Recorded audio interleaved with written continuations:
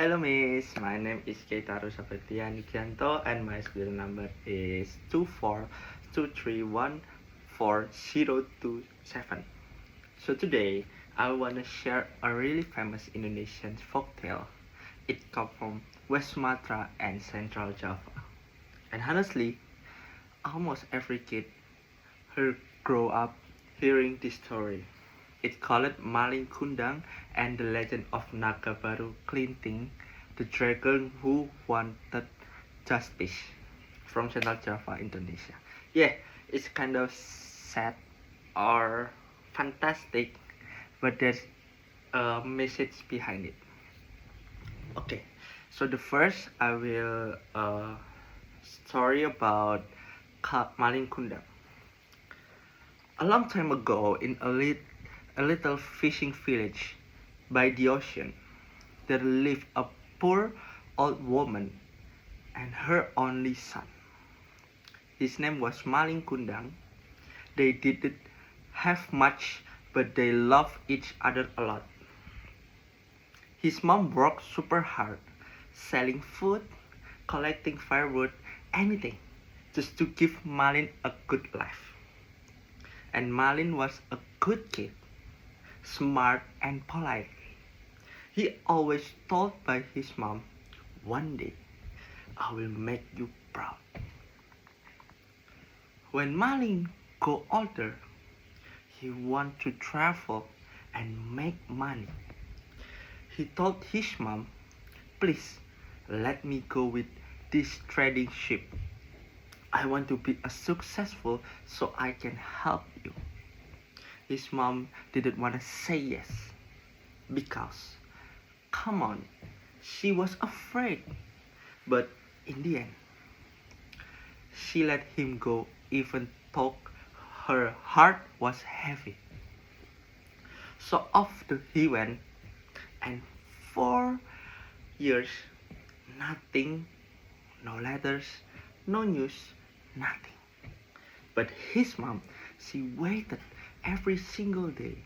She walked to the beach hoping he'd come back. The one day, the village got a big news. Malin comes back. He rich now and married a beautiful woman. Everyone got excited, especially his mom.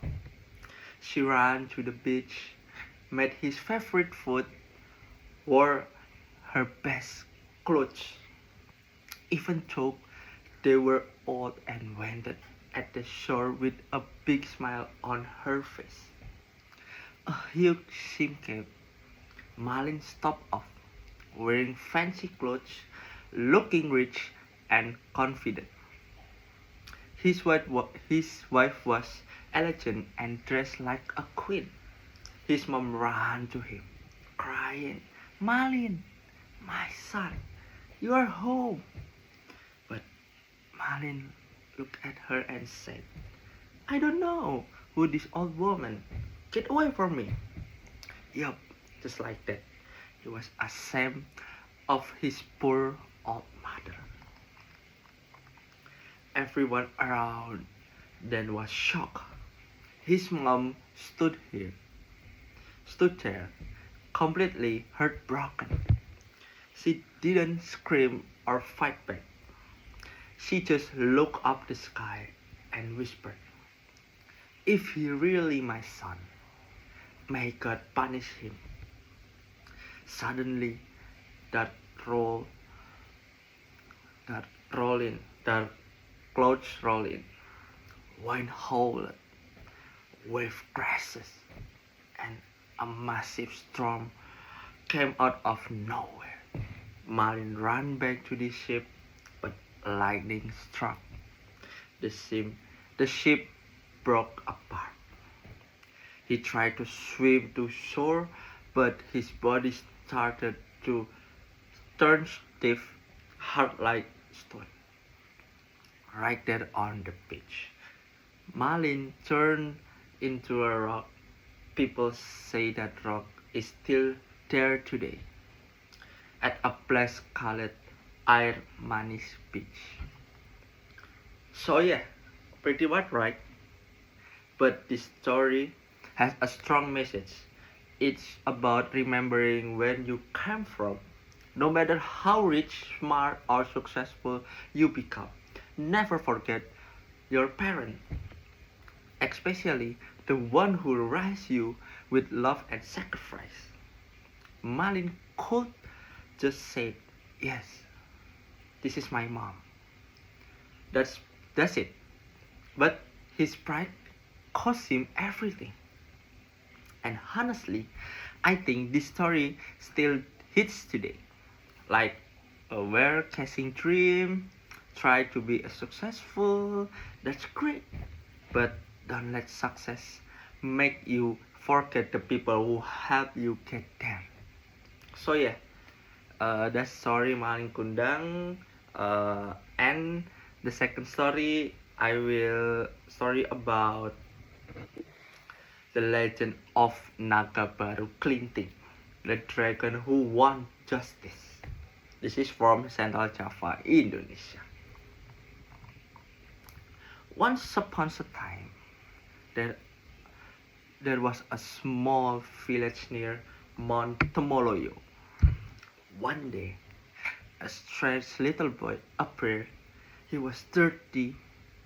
His clothes were his, his clothes were torn, and his body was covered in wounds. His name Baru Klinting. He went from house to house asking for food. "Excuse me, ma'am, can I have something to eat?" But the village all ignored him. Some even yelled at him, "Go away, filthy boy." No one showed him kindness, except one poor widow and her daughter, who lived in a small hut and edge of the forest.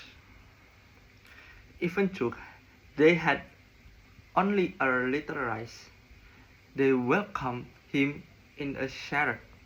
But they had Baru Klinting smiled and thanked him. Before he left, he said to window, "Later today, I will happen. Climb the highest hill and stay there. Don't come down until it's safe."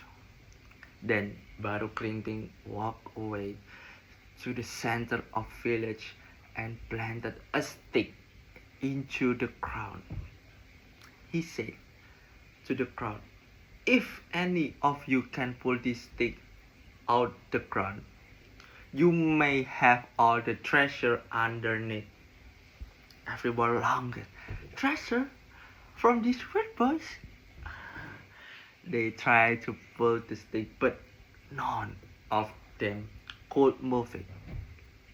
Finally, Baru Klinting himself pulled it out effortlessly. But when he did, water began to pour off the hole.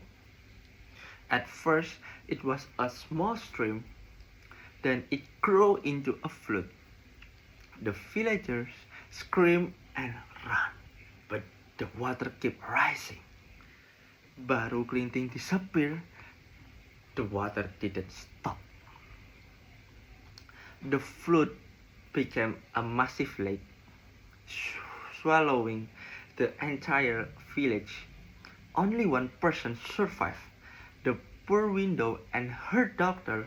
They had listened to Baru Klinting, warning and climbed the hill, just like he told them. From above, they watched the village down in silence, and then a giant dragon appeared from the lake. It was Baru Klinting. He was a normal boy at all, but he was spirit of a dragon, sent by the gods to test the heart of humans. Only those who showed kindness were safe. The ones who were cruel and arrogant well, they paid the price. The lake that was formed is now known as Rawapening in Central Java. It is a real place